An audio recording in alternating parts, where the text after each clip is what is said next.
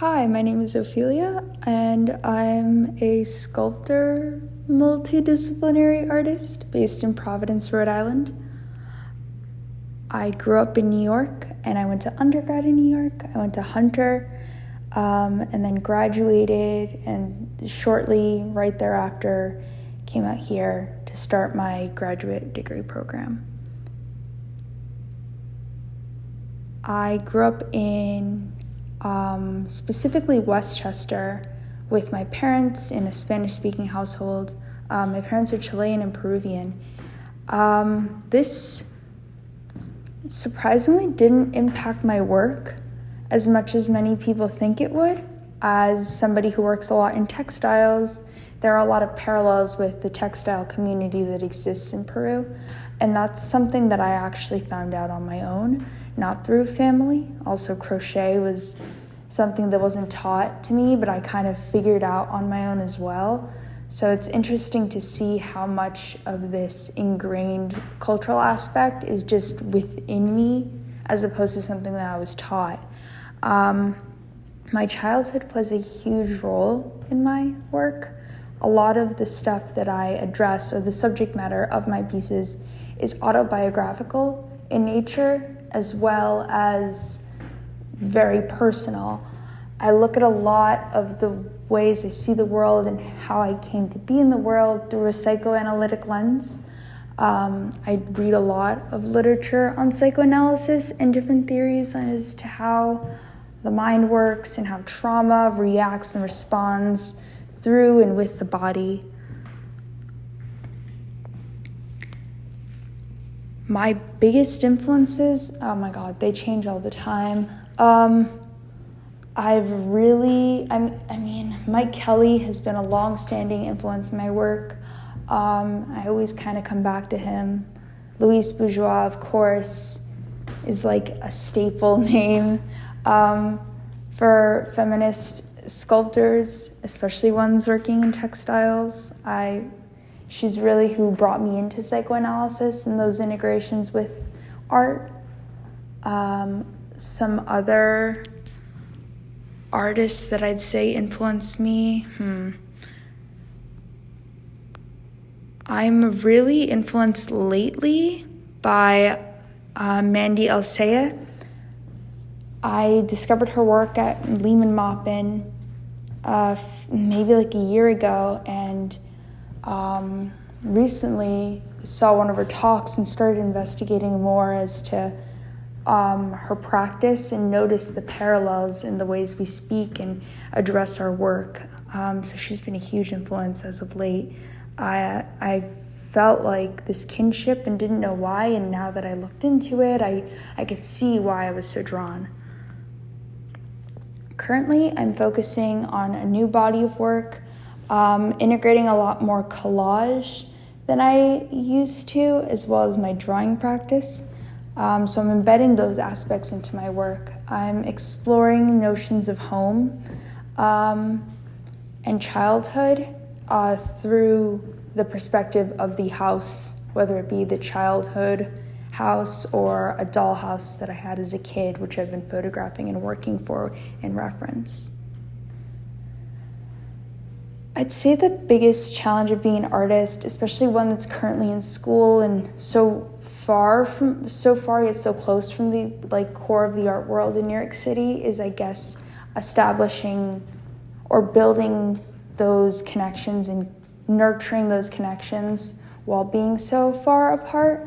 It feels like being an artist is 1, the research, 2, the creation, and then 3, the interpersonal experiences you have with others that make and consume and love art. So I guess finding that balance has been really difficult. But, something that I think we all navigate through, and I've been very lucky and fortunate to have a really good community here that has allowed me to learn about how to best navigate those issues.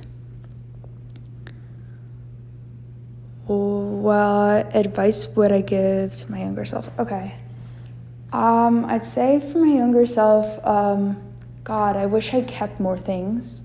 I know it's not great to store everything away like a pack rat, but I do wish I kept some more sketchbooks and notebooks and stuff and kept those memories. I wish I had more photos. I wish I kept the photos. I moved out really young, and so a lot of the photos I have are just photos that I use in my work are the same ones I had when I first moved out, since I don't have access to the rest of them. So yeah, I wish I saved more things. And I tell her to save everything.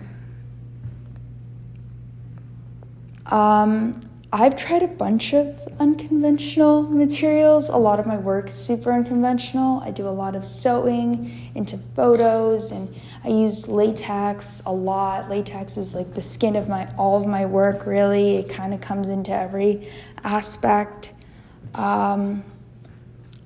Yeah, I've gotten pretty crafty in terms of like dyeing my yarns and using materials like my hair and blood and stuff of that nature. I don't work much with music, but I do usually listen to artist talks. My favorite thing is to find an artist that I'm obsessed with and just devour all the content that is out there on them, whether it be some niche university talk they did or an interview they had with a gallery they worked with. I also love discovering other artists through those avenues, different podcasts that interview artists or universities and schools that have programs in which they record their artist talks. That's usually what I have playing in the background. And yeah, it keeps me good company. The best reaction someone's had to my artwork, I had this one girl cry when she kind of like really looked into, like started reading about it and talked to me a bit. And it was an odd experience for me, because like crying is like not, it was almost uncomfortable, but there's something about that visceral, like that reaction that kind of just spills and pours out of someone, really felt reassuring in my practice, oddly enough. I felt like I was doing something right. And I think it's any of those like really intense emotions, even if it's like disgust, are really poignant, and they're some of my favorite interactions I have with other people when they are consuming my work.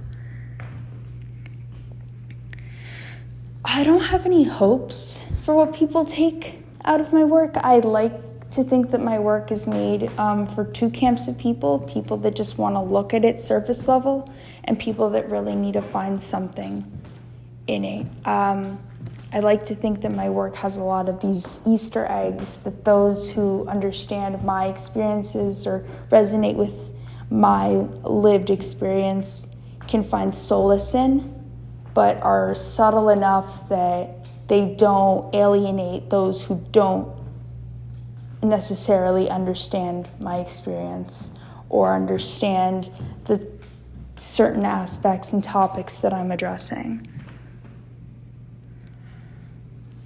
But yeah, thank you so much for the questions, and yeah.